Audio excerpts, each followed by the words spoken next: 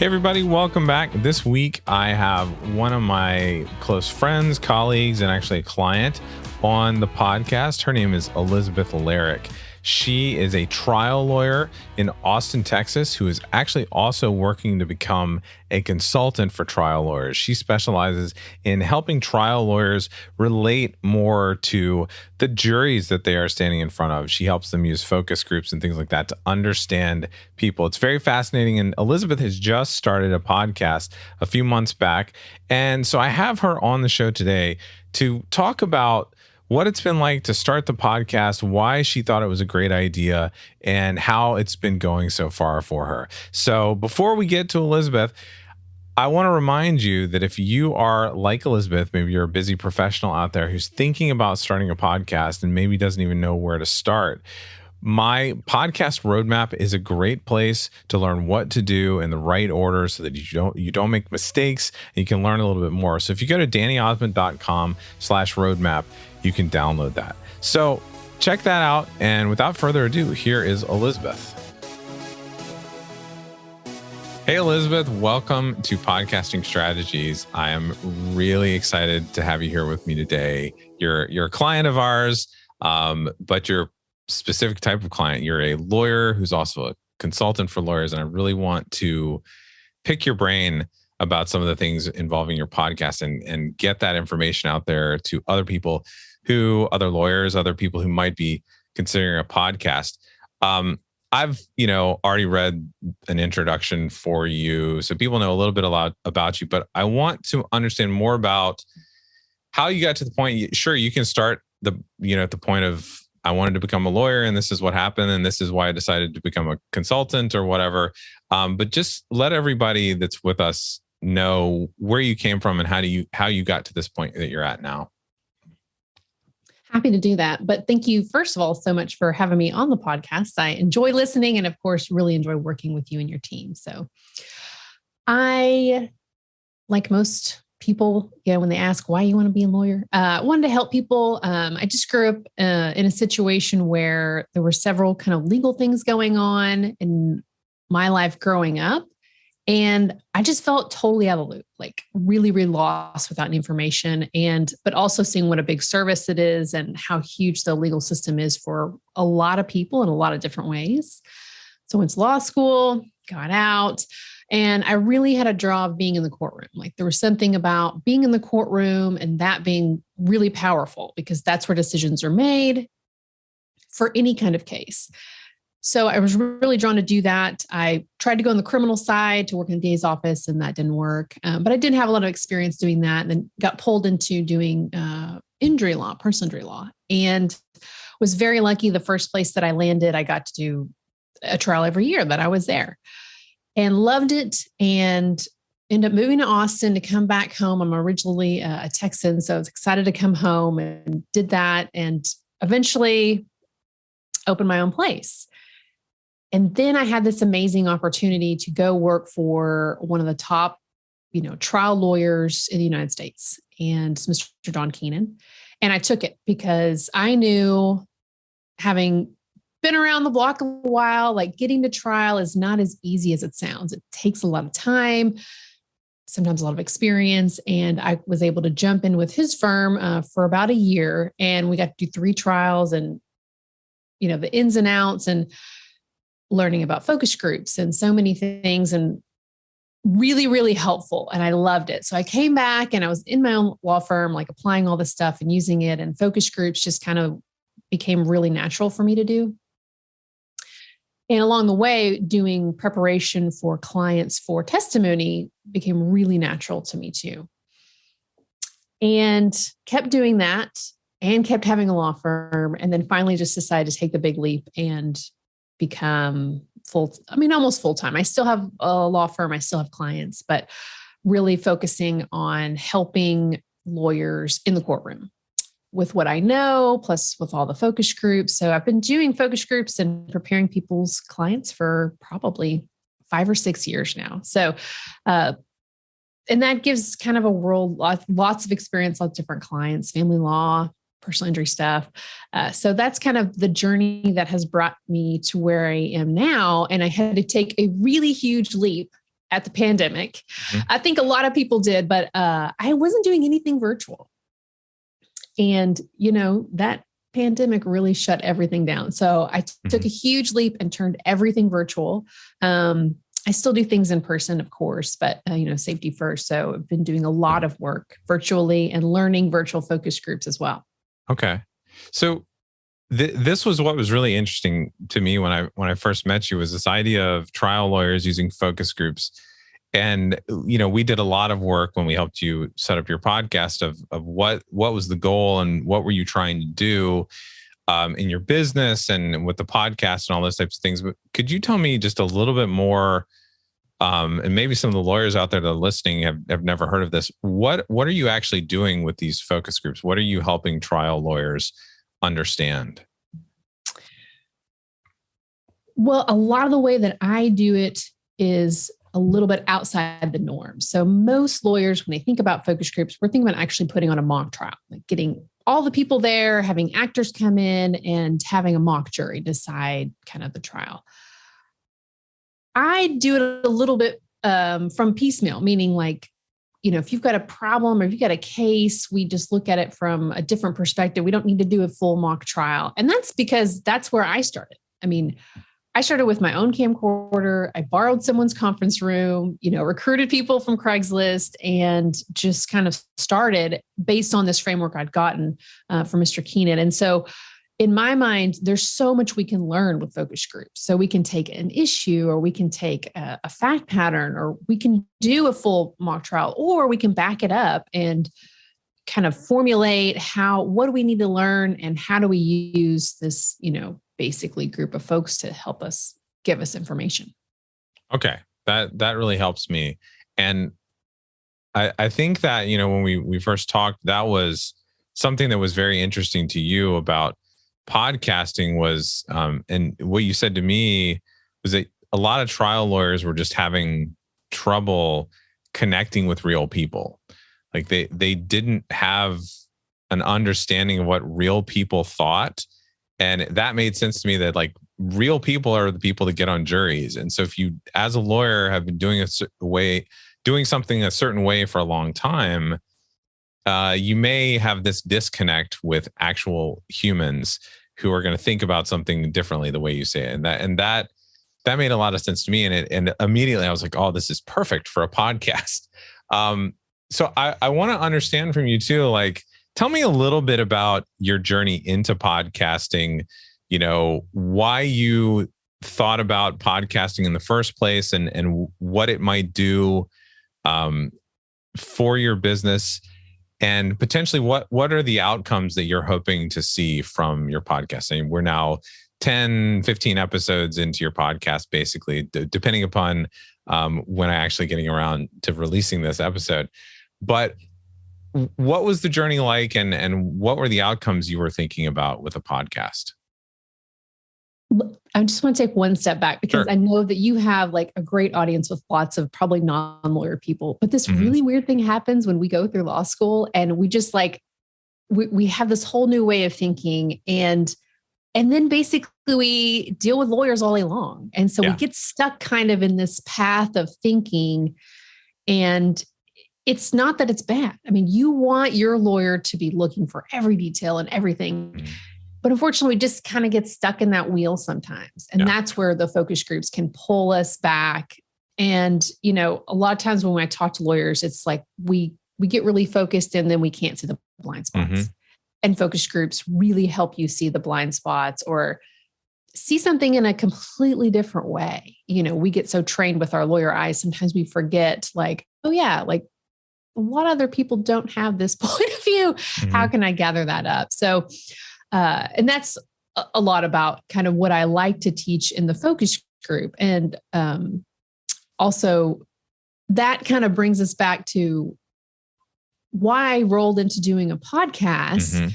And what drew me to that was, so I made this big leap. I'm going to make more of my business be about helping lawyers and either teaching them how to do focus groups or helping them with focus groups or teaching them about preparing clients or actually preparing their clients.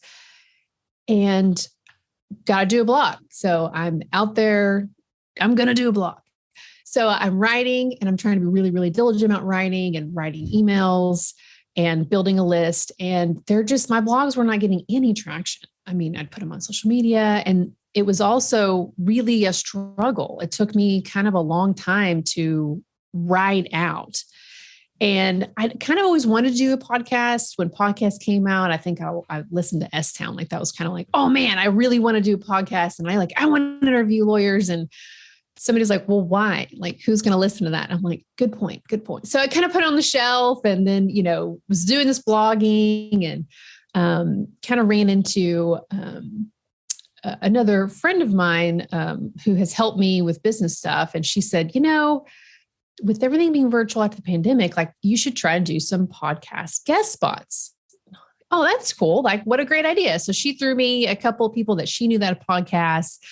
And that's where it kind of ran into Ernie, law firm Autopilot. And he was like, it's way easier to podcast than write a blog. And I was like, it's like a light bulb went off. Like, oh, it is so much easier. So, and that's striking coming from Ernie. We're talking about Ernie Svensson, who started his entire business from a blog and loves to write, as far as I know. Like, he's really into writing, but he's told me multiple times too, like if I had to do it again, I would have started a podcast first because it's so much easier. And that completely shocked me when he told me that. I was like, what? And he was like, yeah. He goes, well, think about it. Like, you naturally talk all day long. And we do a lot of writing as lawyers, but for us then to sit down and try to write a blog about what we do, sometimes it just, it doesn't really come out well. And so, let's do it. And he put me in contact with you. And I'd already been listening to some podcasts, I should say, and just really loved, like, oh, I really enjoy learning this way because it's just a different way of learning, and generally it's quick. And I like that idea of having like really quick tips that you can use right away. Yeah. And I mean, we also have the option of video out there, but I think when I started talking with you, one of the other things I saw was that for lawyers, whether they're trying to build a relationship with potential clients, or whether like you're trying to teach people things, you're trying to help people in some way, so that even if they're not coming to you to start a focus group, they're at least a better trial lawyer. They're doing this better. The idea of video is nice, but it ends up being like with a YouTube channel, it would be too short, where you need to get into some of the nuts and bolts and really discuss things. And, I don't know, eventually maybe you're going to do mock focus groups as episodes. I don't know, something like that, where that would be longer than you could do on YouTube. That could be that someone would sit down for. And I appreciate you talking about your struggle with blogging too, because I know a lot of the lawyers I've talked to, podcasting just seems natural, because for a lot of lawyers anyway, they're not writing things out, they're dictating things anyway, or they're having a paralegal, or they're having someone help them with the writing portion of it and the checking, and that struck me, that surprised me at first, learning that. But I'm like, oh yeah, that makes sense, because I think of lawyers as like kings and queens of writing and writing things that I can't understand because they know all these words that I have to look up the meaning of to make sure. But that's really helpful to know. That were there any, you mentioned a couple of podcasts in there. Were there any law podcasts, like maybe other than Ernie's podcast, or podcasts from other lawyers that you've checked out or you've listened to, that you feel like is doing a really good job with this medium of podcasting as a lawyer? Yeah. And actually, to be completely honest with you, like, I love the idea of podcasts. I just jumped on it, and didn't really, I listened to Ernie's, but it wasn't until I really was digging down with your team and getting ready to do content that I was like, I need to keep learning here. Like, keep going. How do people do this? So, Sorry de Lamont, Hostage to Hero, has a great podcast where she does a really good job teaching. And it is 100% geared toward trial lawyers. So it was helpful to listen to hers. Trial Lawyer Nation, who is Michael Cowan here in San Antonio, is a great job interviewing folks. And so his is really great to listen to. And he generally has a guest on every time. Yeah. Go ahead. I know. I find it fascinating the different types of podcasts that lawyers have chosen to do. There's the educational type. There's the what I like to call the digital mayor type, where they're more of a local focused lawyer. So they just really become the digital tourism bureau of their town. They talk about their area or whatever.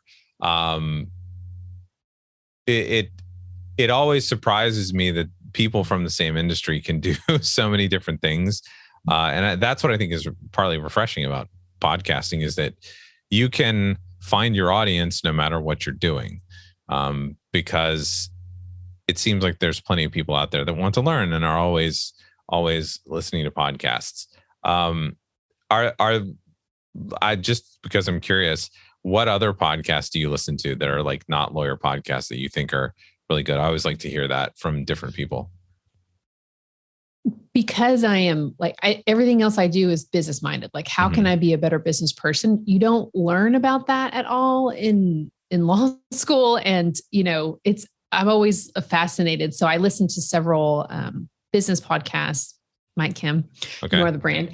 And then Mike McAllowitz had Mike Up Your Business. I've read several of his books. And he's amazing. Yeah. And so, and they interview so many fascinating people. And so those are two of the other main ones that I listen to on a pretty consistent basis, just to learn more about how to be a better business person or get a better idea about business. Yeah. Do you listen to any podcasts for fun, or is it all learning all the time? Yeah, I don't listen to any of them for fun. Okay.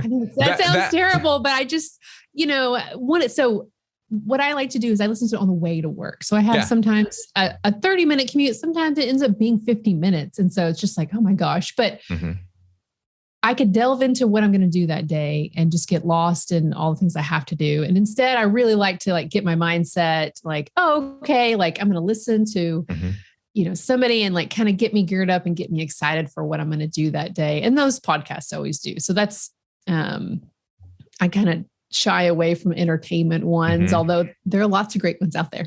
No. And, you'd be surprised thinking about all of the podcasts that are out there that are entertainment or narrative podcasts or whatever.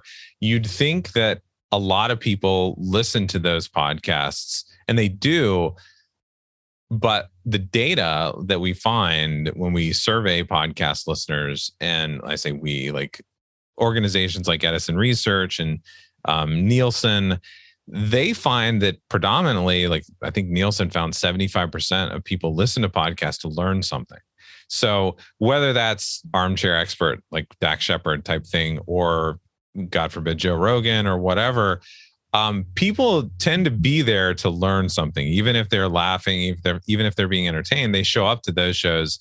They're not listening to maybe their guilty pleasure is a true crime podcast, but a lot of their other podcasts are, I want to learn something, or I want to learn something about business, or I want to learn something about marketing, or I want to learn something about history, or I want to, it's entertainment, but it's still educational. And I think that's one of the things that is just very clear with podcasts and the way people consume them. So before we wrap up, I do want to ask you a little bit about the process, Scott. I know what we've done for you, and I know the process of helping you get started with your podcast, but I want to hear from your side. What was it like once you made that decision to get started?